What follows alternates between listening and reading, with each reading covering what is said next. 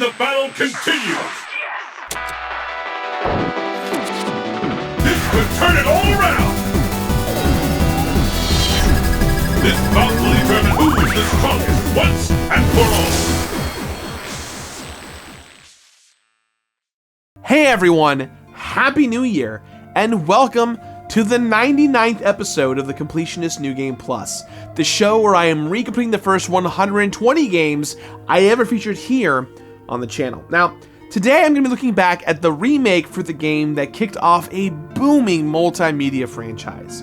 Recently, we got the game Resident Evil Village, which I absolutely loved. And even more recently, we got the movie Resident Evil Welcome to Raccoon City, which I loved hate watching with friends multiple times. But going back to the original Resident Evil game, it was very popular. It was so popular that we've seen dozens of ports, remasters, and remakes continue to pop up over the last 25 years, not just for the original, but for almost every Resident Evil game since they're incarnate.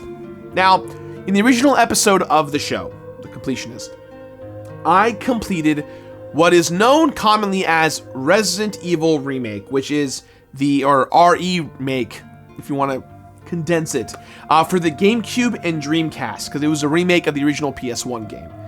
For today's episode, I am completing Resident Evil HD Remaster. I know, it's confusing, it's a lot, there's a lot of different SKUs across consoles and ports and all that crazy stuff, but just so you know, that's what we're playing today. I played this on the PS4/PS5. That being said, if any of you are completionists and have never played this particular version, well, buckle up, my friends, because we're going on a bumpy ride to hell. Let's begin.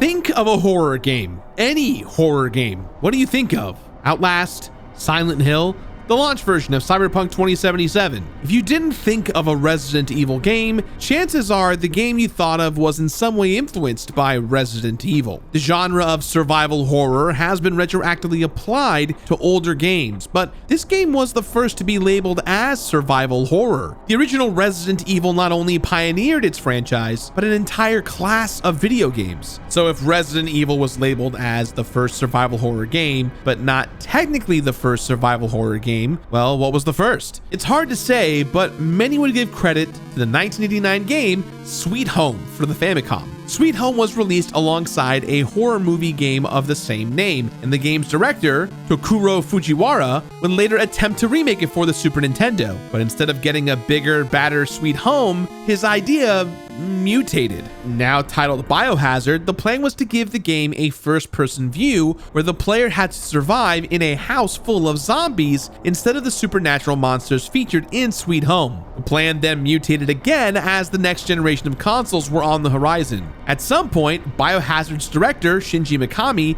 checked out the survival horror game Alone in the Dark. He tossed Biohazard's first-person perspective out the window and replaced it with Dark's third-person fixed camera perspective. This change allowed Biohazard to include 3D models amongst 2D pre-rendered backgrounds, a choice that granted much more visual detail than a first-person view. And in 1996, Biohazard was born. Now, hold on, Gerard.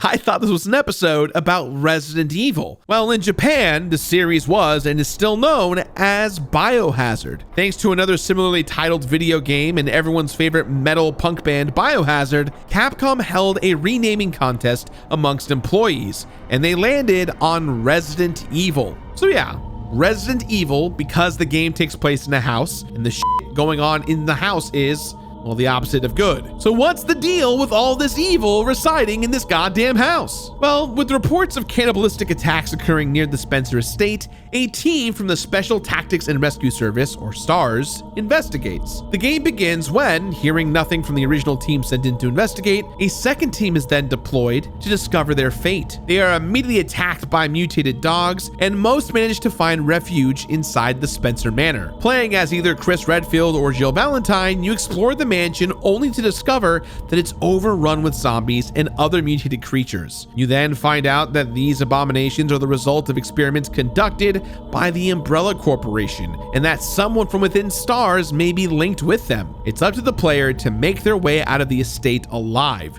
preferably with as many of their teammates alive as possible, and with all traces of the sinister experiments destroyed behind them. So as I said, the game is viewed from a third-person perspective with fixed camera angles. When you're not shooting monsters, you're solving puzzles or reading the diaries of the estate's former inhabitants. The original version utilized tank controls where movement was based on the direction of your character and how they were facing. The remake then updated these controls to be based on the player's view, which if you ask me is far better. Maybe some purists will argue that the tank controls are the way to go, and lucky for them, the remake provides the option to play that way. For me, I'm glad to leave the past in the past and adopt the much more intuitive controls that are more in line with the modern games of our time. Now, I want to be clear, when I am talking about the remake, this technically is called Resident Evil Remake. The original game came out on the PlayStation a long time ago, but they remade the game for the Dreamcast and GameCube. Then in 2014, they re-released this as Resident Evil HD. And to be clear, Resident Evil HD is what you're seeing right now. Resident Evil HD features things such as pure widescreen ratios of 16:9, higher res graphics,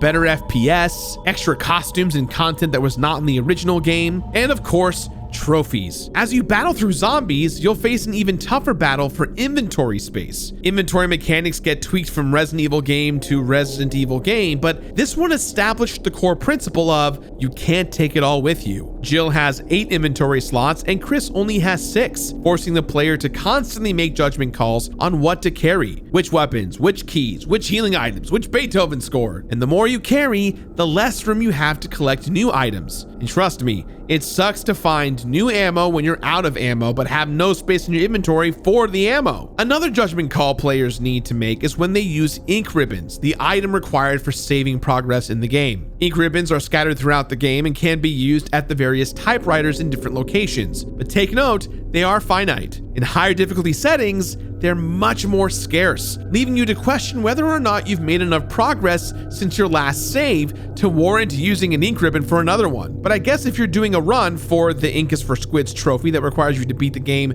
without saving, then that's one less worry off your mind. When I originally completed Resident Evil for the channel, I gave it a half rating of Finna because I thought it was a thoroughly fun experience with just a few moments of unnecessary difficulty.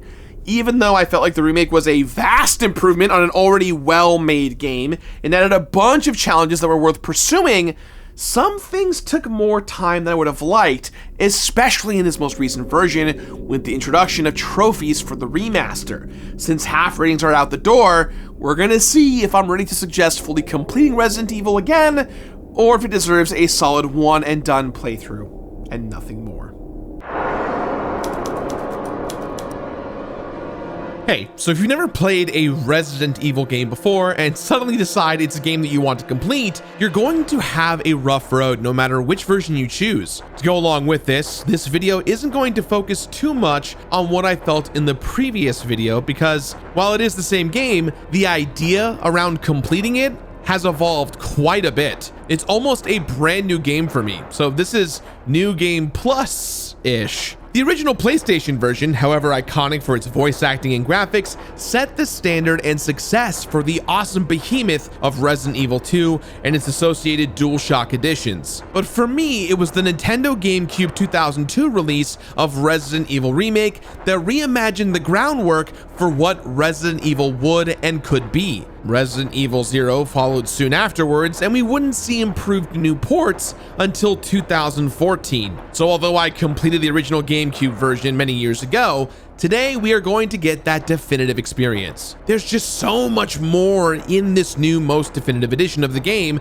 versus the starting original PlayStation 1 era. Updated graphics, widescreen support, more game modes, more things to unlock, DLC costumes from future Resident Evil games. It's this concept of more coupled with the smooth gameplay and better graphics that makes this HD remaster my favorite version, but it's also what makes this version the hardest to complete. Sorry, I'm getting ahead of myself. Let's start with a look at the enemies, for instance. Obviously, zombies and zombie dogs are the first and common enemy you will encounter. Using limited resources, it feels great killing zombies, yet the sense of dread will sit with you as you'll notice that the zombies aren't disappearing quite yet unless you get a headshot. In the original PS1 version, you kill a zombie and a zombie is killed and it is dead, end of story. Good job. In this version, when a zombie goes down, the body remains even after you leave the room. If you re-enter the room, there's a chance that the body will revive into a faster, stronger zombie known as a Crimson Head zombie. To prevent a zombie from turning into a Crimson Head, you must either destroy the head in your initial encounter via a headshot,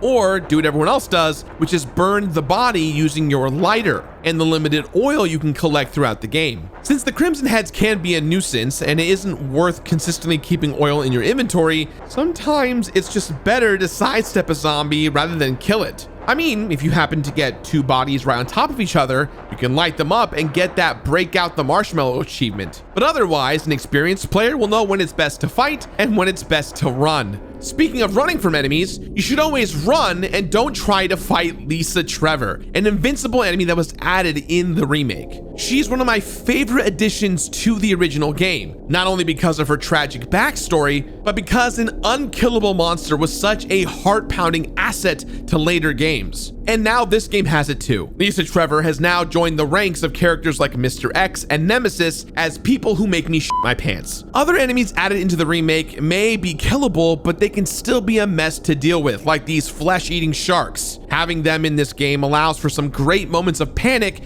while walking in knee-high water. All of these new creatures are fun and challenging, but the remake's true test of one's mettle comes from the various game modes and the requirements for unlocking everything Resident Evil HD has to offer. Getting everything means beating the game without saving, which translates to beating the game without dying. It means doing a run of the game using only your knife. That means also unlocking real survivor mode and even harder difficulty. In other difficulties and modes, you can store items in an item box and they will appear in every other item box you find throughout the game. In real survivor mode, the boxes are unlinked. Whatever you put in one box can only be collected from that same box and no others. And hey, if that mode's not enough for you, you can unlock invisible enemy mode, where, you'll never believe this, the enemies are invisible. Yeah, now you're relying on sounds, mirrors, and footprints to detect enemies. And if you happen to get grabbed, you better hope that you have a defensive weapon on hand. I'm talking defensive daggers, tasers, and flash grenades. I have to say, these defensive weapons are another welcomed addition in the remake and are particularly useful when a quiet, invisible bastard gets you. Here's what I'm trying to get at, folks. All of this newer content makes Resident Evil HD Remaster a nightmare to complete, unless you're me.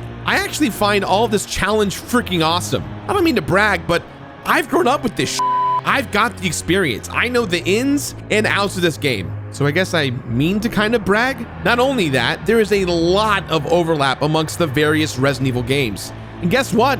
I've rocked them all. A remake and a re-release of the original game in Resident Evil 0 was so well received, and the fandom's been claiming for it for years, that all this kind of culminated in the Kickstarter remakes for Resident Evil 2 and Resident Evil 3. And the challenges there are essentially the same. Not so much with the invisible enemy mode or some of the other stuff, but the usual staples of speedrunning the game, getting those broken weapons, getting fun in different costumes. The identity of Resident Evil isn't just in one playthrough, but in several playthroughs. And each playthrough feels different enough to never make that experience feel like you're running out of time or energy. Resident Evil 1 falls under the "this is my jam" category, so unless you have a similar path where it is as me, there's a good chance that this is not your jam. Case in point, Alan Barstow is the writer for this episode. Before collaborating on the script with me, he played through the game for the very first time and was kind of jarred by the experience. Enjoying the game overall, but dismayed by the learning curve for higher difficulties. He liked it, but it's not something he felt like completing. It's not his jam. That's okay. He's great at other games. He has a winning personality, an abundance of wit, a great smile. He's super good looking. I wish I was more like him. Hey Barstow, I just want to give you a heads up. I think I'm going to cut this bit from the episode. It just seems unnecessary. So, sorry. Yeah, I think it's fine the way it is.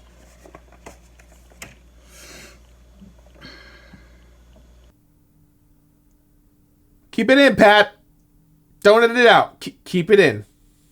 So it's fine that completing Resident Evil is not for him, but for me, I was ready. I was ready when I completed it for the original episode, and I had completed multiple versions of the game prior to that in my own lifetime. So with that in mind, here's what I found to be the optimal path to completion. The number of playthroughs you attempt is going to rely heavily on your Resident Evil comfort level. I found I was able to get it comfortably done in about 5 playthroughs or so. Speedrunning, invisible enemy mode and all. And I was able to revert to some saves I made along the way to knock out any remaining criteria. I started the first playthrough with Jill on easy mode. I explored the entire map, collect every item for the Every Nook and Cranny trophy. I saved Barry and Chris to unlock the best ending for Jill. Then I revert to a previous save to play out 2 other scenarios. One where Barry dies in the final battle, and one where you don't save Chris. To be clear, you want to do this in order to make sure that you unlock every ending in the gallery. Second playthrough is normal difficulty with Chris. This time we're doing knife only and gunning to beat the game in under 3 hours. I don't save anyone because that takes time, but I'm going to save the game right before the moment I save Rebecca.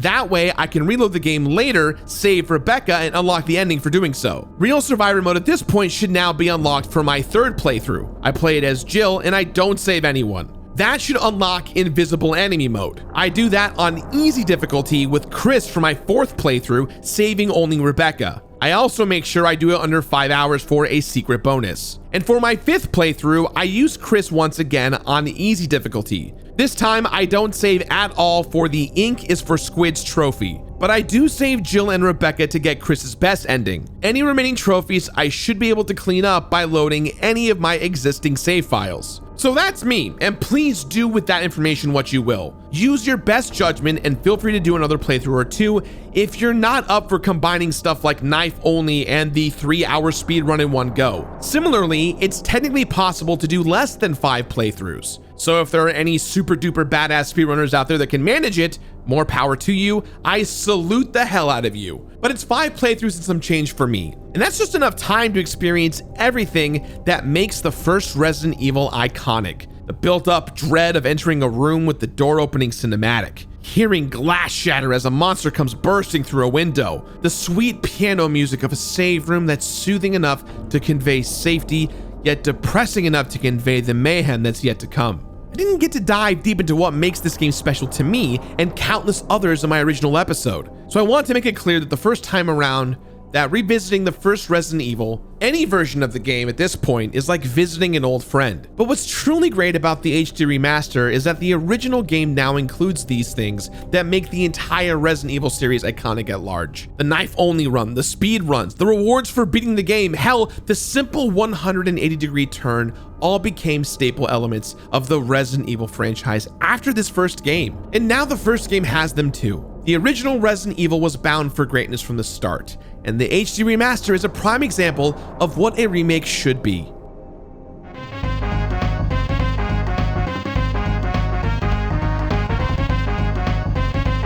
Something the Resident Evil franchise manages to do consistently well is show appreciation for folks who put in that extra effort. When the remake for the first game came to fruition, the developer seized an opportunity to steer harder into their rewards. But before we get to those tasty candy bars the game has to offer, let's take a look at the mediocre Tootsie Roll it throws at us first. When you finish the game, you're rewarded with 1 of 12 possible ending cutscenes. The one you get depends on who you played as, who you let die, and when you let them die. If you're Chris, then the best outcome would be keeping Rebecca alive, saving Jill, and destroying the tyrant. If you're Jill, the best outcome would be to keep Barry alive, save Chris, and destroy the tyrant. The worst endings would involve Chris and Jill saving no one and leaving the Spencer estate intact, fighting no tyrant. And all of the other endings lie somewhere in the gray area between totally awesome and totally lame. Now, 12 endings does sound like something that would be awesome to unlock, but it's kind of not. They're all pretty much the same. They all feature 1 to 3 people escaping on a helicopter and either show the manor exploding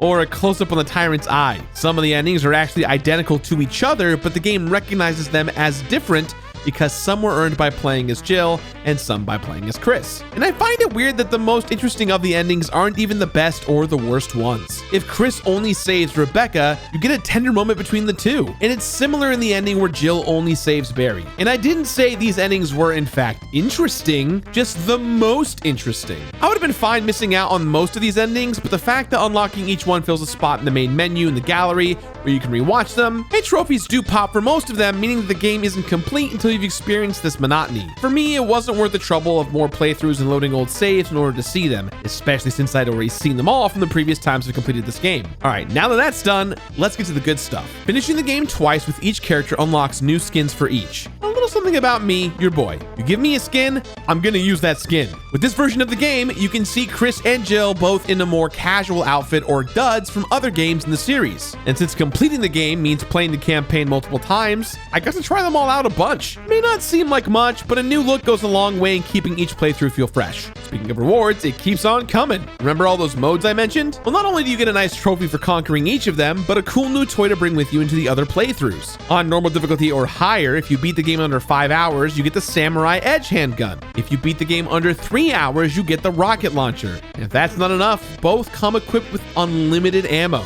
So the enemy you once had to step around, you can now be like, "Pachow!" And that monster that once took a dozen shots to kill can now just be like, "Blah!" One thing I truly found special was what happens when you beat the invisible mode in under 5 hours. The game ends and then opens on a letter from none other than the director himself, Shinji Mikami. In the letter, he praises the player for having come this far, delivers a bit of his philosophy on the relationship between game developer and player, and ends it all with a heartfelt thank you. And this is, "Thank you so much for playing my game to the max." Even though I saw this coming from the previous times I've seen this remake, it feels just as warm and sincere as ever. Here's a guy that understands what a difference it makes when you make it to the end of a game, and then you're given just that little bit more. And when you think it's all said and done, you're given handfuls of concept art for unused costumes. That's pretty sick. Such a message makes me glad that one of the biggest video game franchises continues to reach out so directly to the fans. In my recompleting journey of Resident Evil HD, there were, at the very least, 5 full campaign playthroughs. With strategic saving, I was able to reload certain games for trophy cleanup and to get all the endings as well. 13 weapons obtained for the Starsenal trophy, including the unlockable weapons and the Magnum